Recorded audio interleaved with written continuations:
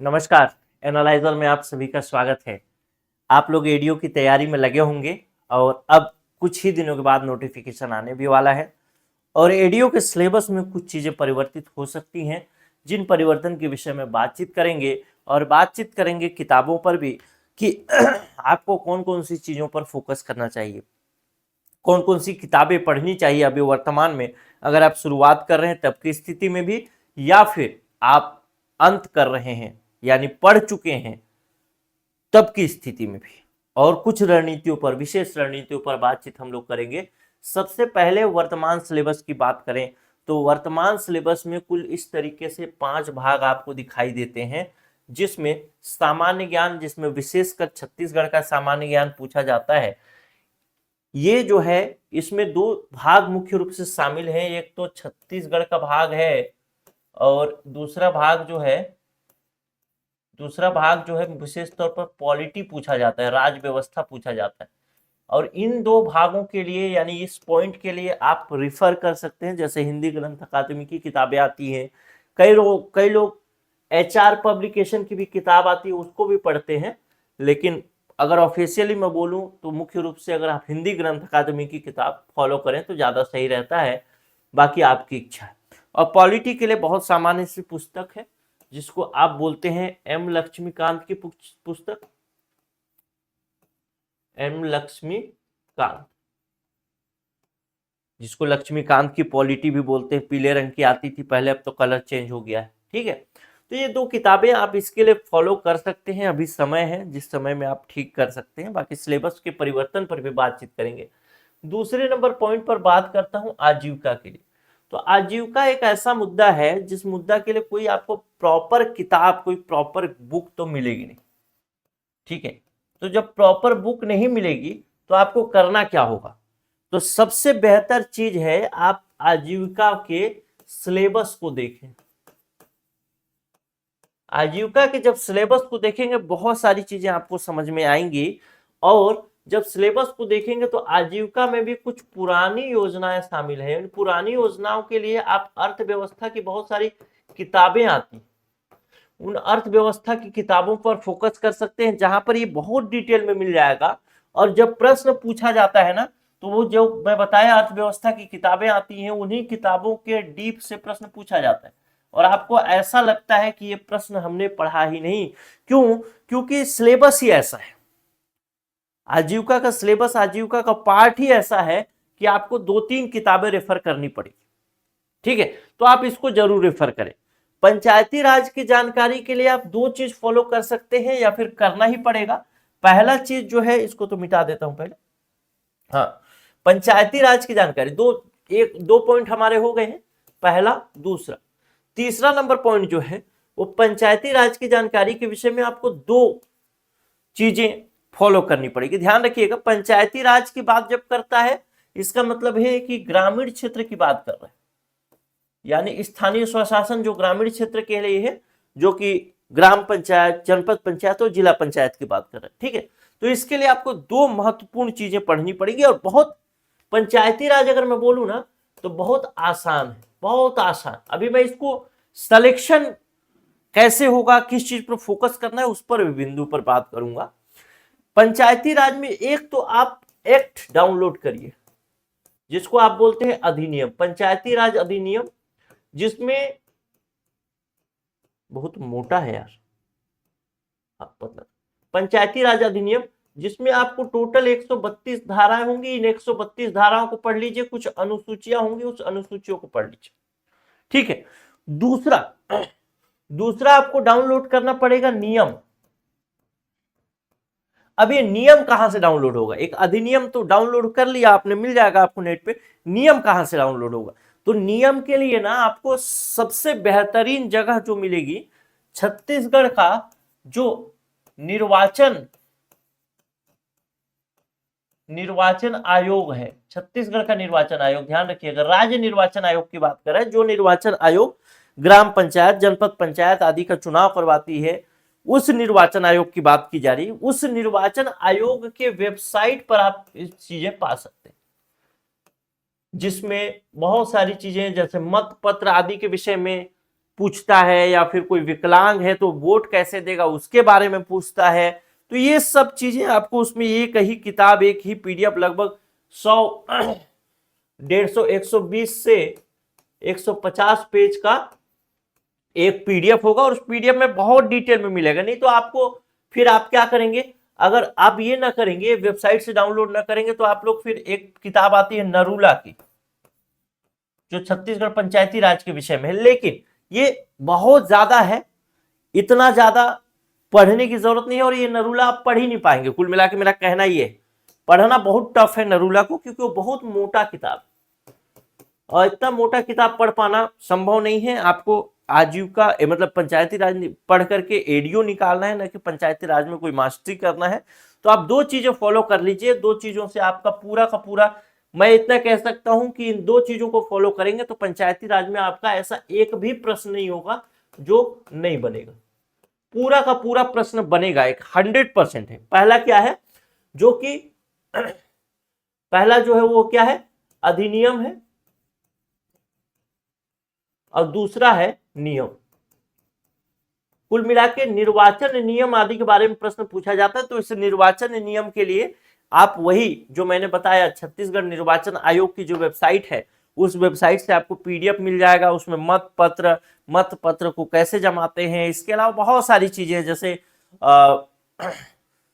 Returning officer कौन होगा, कैसे रिटर्निंग ऑफिसर की नियुक्ति होती है, ये सारी चीजें आपको यहीं पे मिल जाएगी, वही वेबसाइट वाले पॉइंट से मैं बता, ठीक है। वेबसाइट वाला जो पीडीएफ डाउनलोड करेंगे उससे 120-150 पेज से ज्यादा का पीडीएफ नहीं है, लेकिन ये चीज है कि आपका एक भी प्रश्न इसमें से बाहर नहीं जाएगा। हर प्रश्न इन्हीं दो भागों से आपको मिलने वाले हैं, लेकिन शर्त यह है प्रश्न वहीं से पूछेगा, बारीकी से पढ़ पा रहे हैं या नहीं पढ़ पा रहे हैं, ये आपकी जिम्मेदारी। तीसरा नंबर पॉइंट देखते हैं, चौथा नंबर पॉइंट सॉरी, ग्रामीण विकास की फ्लैगशिप योजना। इस ग्रामीण विकास की फ्लैगशिप योजना के लिए आप फॉलो कर सकते हैं बहुत सारी चीजें। जैसे अभी एक वीडियो डाला है ऐप यूट्यूब में, जो कि है बजट से संबंधित। इसके लिए बहुत आपको इधर उधर खोजना पड़ेगा, बजट देखना पड़ेगा, आर्थिक सर्वेक्षण देखना पड़ेगा,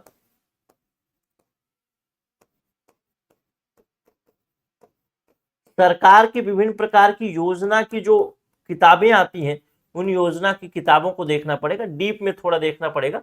इस तरीके से आप ग्रामीण विकास की फ्लैगशिप योजना को फॉलो कर सकते हैं। और ये हिंदी के लिए बहुत ज्यादा तामझाम करने की जरूरत नहीं है। पी.एन. पांडे की किताब आती है, पृथ्वीनाथ पांडे की, एक किताब पढ़िए और वहीं से हिंदी के प्रश्न आते हैं, बाहर से नहीं आएगा ही नहीं, बाहर से परेशान होने की जरूरत ही नहीं, ठीक है। अब बात करते हैं थोड़ा सा और क्या बात करें, किताबों के बारे में बात हो गई है, थोड़ा बात करते हैं कि किस भाग को सबसे ज्यादा फोकस करना है, या कौन सा भाग ऐसा है जहां से प्रश्न एकदम से बनने ही चाहिए, या जो भाग सिलेक्शन दिलाएगा। तो सबसे पहला भाग अगर मैं बात करूं तो पंचायती राज ही है। पंचायती राज की स्थिति अगर मैं मार्क्स में देखूं, तो अगर आप बहुत अच्छे तरीके से मैंने जो किताबें बताई, चीजों को बताया, उसको फॉलो करते हैं, तो आप कुछ नहीं तो 27 से 28, मैं 27 भी मिनिमम मान के चलता हूं कि 27 प्रश्न आप बिल्कुल सही करेंगे, कोई दिक्कत नहीं। इसके बाद बात करें सामान्य ज्ञान छत्तीसगढ़ और पॉलिटी के विषय में, तो पॉलिटी और सामान्य ज्ञान छत्तीसगढ़, अब जैसी जैसी किताबें आप फॉलो करेंगे वैसे वैसे होगा, लेकिन मेहनत करेंगे तो ये समझिए कि दोनों को मिलाकर के आप 23 प्रश्न सही कर सकते हैं। मान लेता हूं कि आपने इसमें से 22 प्रश्न ही सही किया, ठीक है। अभी देखेंगे कि फोकस कहां पर करना है, उन चीजों को भी देखेंगे। तीसरा देखते हैं आजीविका से संबंधित योजनाओं की जानकारी के विषय में। बहुत ओहापोह की स्थिति होती है, तो 20 प्रश्न तक आपका टारगेट रहेगा तो भी ठीक है। 21 प्रश्न तक अगर बन जाता है तो बहुत अच्छी स्थिति है, अगर आप टेस्ट वगैरह दे रहे होंगे तो भी आप देखिएगा। अगला नंबर पॉइंट देखिए, ग्रामीण विकास। ग्रामीण विकास अगर आप 18 में भी सीमित हो जाते हैं तो ठीक है। हिंदी जो किताब मैंने बताई, उस हिंदी की किताब को अगर आप पढ़ेंगे तो आराम से 28 प्रश्न सही कर पाएंगे। तो अगर टोटल जोड़ दें इस चीज को तो कितना हो जा रहा है, 22 और 18 हो जा रहा है 40, और 20 60 61, और 20 61 81 7 88 और 10, 88, 98, 108 और 116, लगभग 116 नंबर बहुत आसानी से ला सकते हैं। 116 नंबर में किसी भी प्रकार से सिलेक्शन आपका रुकने वाला नहीं है। 115 से प्लस है, 110 से प्लस है, 105 से भी प्लस है, तो सिलेक्शन कहीं पर रुकने वाला नहीं होगा संभवतः। उससे उतना सफिशियंट है 105, 110, 116, ठीक है। और 116 नंबर तो बहुत आसानी से गेन किया जा सकता है, इसमें कोई समस्या वाली बात नहीं। अब देखिए सबसे महत्वपूर्ण बात, आपको इसमें डुबाएगा क्या। तो हिंदी जो है स्टैटिक, अगर आप पढ़ लेंगे तो नंबर आपका अच्छा आएगा, कोई दिक्कत नहीं है। पंचायती राज स्टैटिक है, पढ़ लेंगे नंबर अच्छा आएगा, कोई दिक्कत नहीं है। सामान्य ज्ञान और पॉलिटी स्टैटिक है, पढ़ लेंगे, कोई दिक्कत नहीं है, अच्छा। आपको डुबा सकता है या फिर उबार सकता है, वो सबसे महत्वपूर्ण टॉपिक है, वो है ग्रामीण विकास। क्यों? क्योंकि इसका कोई परफेक्ट डेटा नहीं है और ये बहुत ही क्या बोलते हैं, ब्रॉड, बहुत ही विस्तार वाला सिलेबस है। यानी एक पॉइंट लिख दिया, ग्रामीण विकास की विभिन्न योजनाएं, अब उस योजना से संबंधित कितनी भी योजनाएं हो सकती, अब उन सभी योजनाओं को आपको पढ़ना पड़ेगा, ठीक है। अब दूसरा बात करें तो आजीविका में भी यही हाल है कि, लेकिन आजीविका में बहुत सारी स्टैटिक चीजें आपको पुरानी जो अर्थव्यवस्था की किताबें हैं उस किताब में मिल जाएगी, तो इसमें ज्यादा घबराने उसके होने की जरूरत नहीं है। लेकिन सबसे ज्यादा आपको फोकस करना पड़ेगा ग्रामीण विकास को, ठीक है। अगर मैं बात करूं, अगर थोड़ा सा मैं बात कर दूं हिंदी के विषय में, हिंदी और पंचायती राज, देखिए दोनों अगर आप अच्छे से पढ़ेंगे प्रश्न वहीं से आएंगे, कोई समस्या नहीं। या तो आप चाहें तो हिंदी आदि की क्लास भी कर सकते हैं, पंचायती राज की क्लास भी कर सकते हैं, क्योंकि आखिरी मौका समझिए फिर रेडियो कब आएगा, 2016 में आया था मेरे ख्याल से, और 2025 में आ रहा है। 2017 से 2025 कितना हो गया, 8 वर्ष हो गया। तो रिस्क लेने का कोई मतलब नहीं, ठीक है। तो अगर आप अच्छा कोई कोचिंग ज्वाइन करना चाहते हैं तो ज्वाइन भी कर सकते हैं, पढ़ भी सकते हैं, क्लियर है। तो ये सब चीजें हैं, और जो मैंने किताब बताई उस किताब को आपको फॉलो करना चाहिए। और पंचायती राज में खासकर पंचायती राज के जो 30 प्रश्न पूछे जाने हैं, इस 30 प्रश्न में खासकर आपको 30 में से 28 प्रश्न तक, 27 तो एनी हाउ पहुंच ही जाएंगे आप, अगर अच्छे से पढ़ेंगे पूरा। तो आप टेस्ट वगैरह लगा करके देखिएगा भी आप 27 पहुंच रहे हैं कि नहीं। अगर 27 नहीं पहुंच रहे तो फिर से पढ़ने की जरूरत है, ये चीज ध्यान रखिएगा, क्योंकि सिलेक्शन बहुत आसानी से नहीं होने वाला है, एकदम से गला काट प्रतियोगिता है, कट एंड थ्रोट कंपटीशन है। तो उसमें किसी भी प्रकार से गुंजाइश नहीं छोड़ना है अपनी तरफ से, जो कि आखिरी में आपको तकलीफ दे, और आखिरी में तकलीफ देता है चीज, ठीक है। तो ये सब चीजें हैं। अब दूसरी बात करते हैं इसके सिलेबस के विषय में कि सिलेबस में क्या परिवर्तन होगा, जो बार बार लोग पूछते हैं। तो वर्तमान में देखिए सिलेबस के परिवर्तन के विषय में कोई बहुत महत्वपूर्ण चीजें परिवर्तित नहीं होने वाली। जो चीज परिवर्तित होगी वो चीज क्या परिवर्तित होगी, जो परिवर्तित होने वाला है वो परिवर्तित होने वाला है केवल और केवल क्या, मार्क्स। मार्क्स मतलब नंबर। नंबर परिवर्तित होने वाले का मतलब क्या है कि पहले 150 प्रश्न पूछता था और व्यापम क्या कर रहा है, इसको चेंज करता जा रहा है। अब 150 को 100 प्रश्न पूछा रहा है, तो बाकी सब चीजें वही रहेगी, बस नंबर ऑफ क्वेश्चन कम हो जाएंगे और पूर्णांक कम हो जाएगा। बाकी चीजें तो लगभग सेम रहने वाली है, कोई परिवर्तन शायद नहीं होने वाला है। और एक चीज और बता दूं, ये सब चीजें जो मैंने बताया, आप चाहें तो हमारा कोर्स भी ज्वाइन कर सकते हैं, और इसके लिए एक विशेष ऑफर होली के विषय पर रखा गया है, जिस विषय पर भी आपको जानकारी दे दूं। देखिए हमारा जो कोर्स है वो 3498 का है, ऑफर में 2048 रुपए का ही मिलता है। लेकिन अभी 100 स्टूडेंट के लिए इसको हमने बहुत दिनों से होली ऑफर भी नहीं लाया था, तो होली के उपलक्ष्य में हमने 100 स्टूडेंट के लिए होली ऑफर लाया है। और इस होली ऑफर में आप सोच नहीं सकते उतना फीस है इसका। होली ऑफर में मात्र और मात्र 499 रुपए में आप इस कोर्स को ज्वाइन कर सकते हैं, मात्र और मात्र 499। बहुत कम फीस, बहुत कम फीस, ठीक। 499 रुपए में अगर आपने कहीं से कोर्स पढ़ा भी है या आपको कॉन्फिडेंस नहीं आ रहा है आप कहीं पढ़ रहे हैं, तो एक बार रिस्क लेके भी आप देख सकते हैं 499 रुपए में। फर्स्ट 100 स्टूडेंट, फर्स्ट क्या, ये 100 स्टूडेंट के लिए ही रहेगा, होली ऑफर है। तो आप चाहे तो इसको एक बार ट्राई कर सकते हैं, पढ़ सकते हैं, क्योंकि जो टॉपिक जो सिलेबस मैंने बताया उन सिलेबस में, जैसे आप मैंने पंचायती राज की बात की, तो पंचायती राज में 27 नंबर लाना, 28 नंबर लाना बहुत आसान है, लेकिन आप सही तरीके से पढ़ेंगे तब।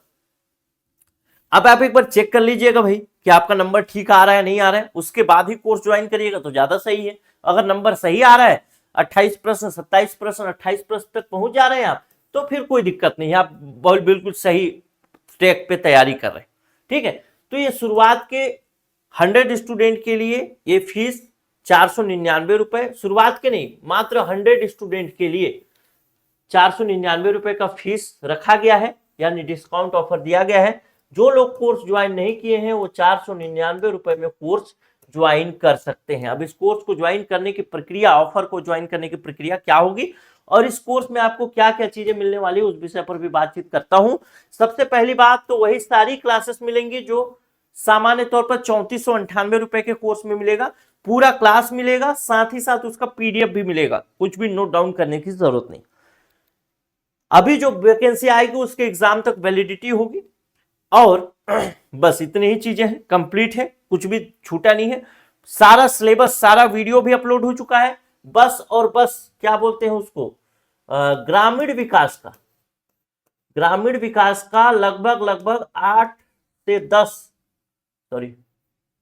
से 10 वीडियो बचा होगा जो कि अपलोड होने की प्रक्रिया पे है। आज जब वीडियो रिकॉर्ड कर रहा हूं तो मतलब आपको कंप्लीट सिलेबस मिलने वाला है।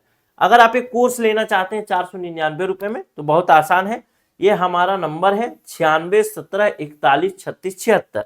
ये हमारा फोन पे का भी नंबर है, गूगल पे का भी नंबर है। इस नंबर पे आप फोन पे, गूगल पे जो चाहें, जैसा चाहें पेमेंट कर सकते हैं 499 रुपए का, और सीधा सीधा उसका स्क्रीनशॉट भेज सकते हैं इसी नंबर पे। ठीक, 9617413676 इसी में पेमेंट करना है और इसी व्हाट्सएप नंबर पे स्क्रीनशॉट भेजना है और स्क्रीनशॉट के साथ लिखना है एडीओ होली ऑफर।